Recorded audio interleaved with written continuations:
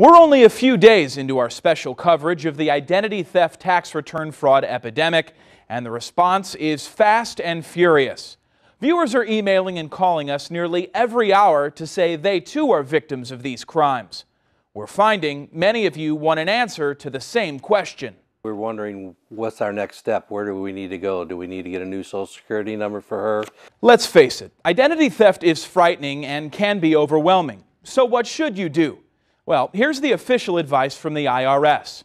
First, file an identity theft report with your local police department. You'll need this when you contact your bank and credit card companies.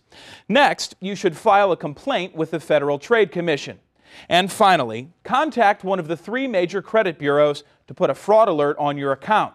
We have all the contact information you'll need for these tasks on our website, kmov.com.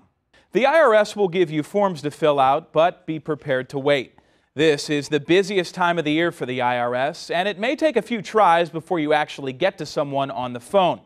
We know it's a lot of work, but you can do it. Just ask this Glendale woman. After learning she was a victim of tax return fraud, she took quick action. Both my husband and I have credit freezes in place with all 3 of the credit bureaus. I have requested credit reports on both of us from all 3. I put fraud alerts on all 3 credit bureaus. I filed a complaint with the Federal Trade Commission. We went down to the Social Security office in Fenton and had our cards reissued and had accounts created to which only we know the secret password. I contacted my bank. I had another layer of security added there, so if anybody tries to hack into my banking, they'll have to know the secret code there. As we learn more about the massive problems caused by identity theft and tax return fraud, we're seeing how violated many of you feel. If you or someone you know is a victim, we want to help you through it. We have advice, links, and phone numbers on our website, kmov.com. Our work to take a stand against tax cheats is only beginning. We promise to continue digging into every aspect of this crisis and sharing that information with you right here on News 4. I'm Mike Colombo, News 4 Investigates. We have told you the first thing victims are told to do is file a report with their local police department. So we were surprised to learn that one of the largest police agencies in the St. Louis area refuses to do that. But Mike Colombo explains that could be changing.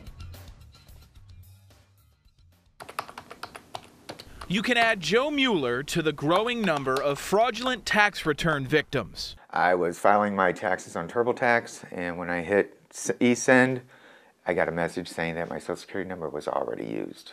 Joe quickly called the IRS. And they confirmed that someone had already filed taxes under my Social Security number and told me first thing I needed to do was call the police and get a police report. Wait, what did the IRS tell Joe to do? And told me first thing I needed to do was call the police and get a police report. Yeah, that's what I thought he said. Did anybody else say that?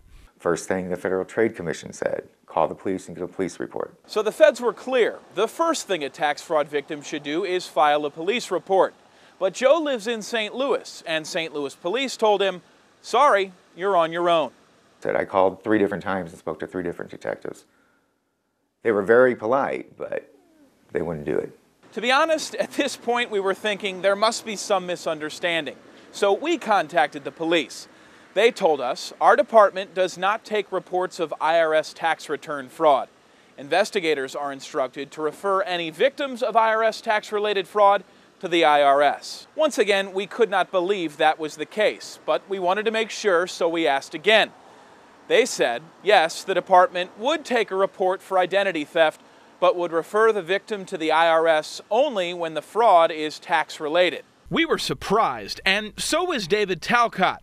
He's an IRS criminal investigator. Yeah, that's curious to me, and maybe there's a miscommunication. Nope, no miscommunication. St. Louis police will not take a tax fraud report. They told Joe that's because they can't access IRS records, so filing a report would be pointless. Talcott says that's not true. There's a form 8821 where a victim of identity theft, all he has to do is fill out that form, provide it to a local police department. The local police department can now get the tax information records to investigate that crime. So that shouldn't be an issue. We told the police about the IRS response to their no report policy. 1 week after they emphatically told us they do not take reports, they told us this. The department has a meeting scheduled with the IRS next week to review this very process. Joe Mueller, for one, is hoping they change their policy. As a taxpayer, I figure any crime, I should be allowed to report it. And it's a crime. Joe, we couldn't agree more. I'm Mike Colombo, News 4. And listen to this, there is a late development. We just learned a few hours ago that the St. Louis Police Department has changed its policy. It will now take reports on tax return fraud. Police are asking any tax fraud victims to give them a call. We've been reporting in depth for weeks now on the epidemic of tax return fraud in the St. Louis area and across the nation. The evidence in the unprecedented number of emails we're receiving from you and the explosion in police reports. But there's another sign too, and you can find it every morning outside a plain-looking office building in St. Louis County. Mike Colombo went there recently to check it out. It's a beautiful spring morning in Chesterfield. The sun is shining and the birds are singing. It's a great day to hurry up and wait. Surprised to see yourself among all these other people in line? Yeah, so very surprised. Surprised to see this line this morning? Kind of. To be honest, we were also a little surprised. This is one of the few St. Louis area IRS offices. It opens at 8:30. How long have you been here? Since 7:30 for about an hour. I was here about 5 to 8. A little after 8, the line already snaked across the sidewalk, reaching out into the parking lot.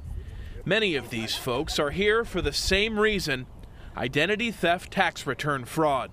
I got a paper in the mail with my name and some other lady's name on it. I was wondering, like, what the heck was happening, you know? We're told the line is like this every single morning.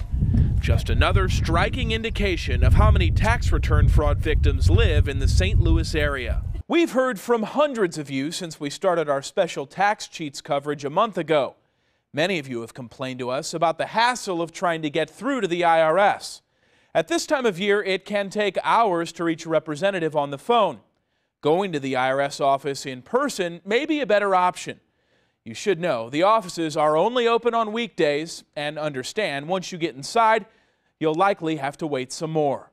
Well, I waited again for another 2 hours, and it seemed like a lot of mad people in there about what's going on. But Anthony told us once he did finally get to talk to someone, things went well. When I was actually helped and stuff, it only took a matter of a couple minutes to get it all figured out, and I said hopefully I can get it back within 180 days. Well, Anthony, here's some good news. Most of the tax fraud victims we've talked to tell us they got their refunds in about 4 to 6 weeks.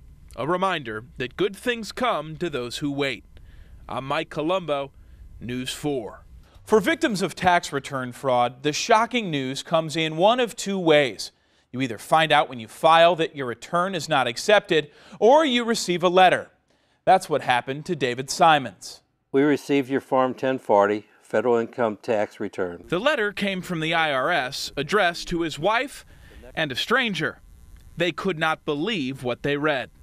We won't be able to process your December 31, 2014 tax return until we hear from you. Well, that was a shock because the Simons hadn't filed their taxes. No, we haven't filed yet. That's what makes this really strange, because they said that, there's been a tax return filed.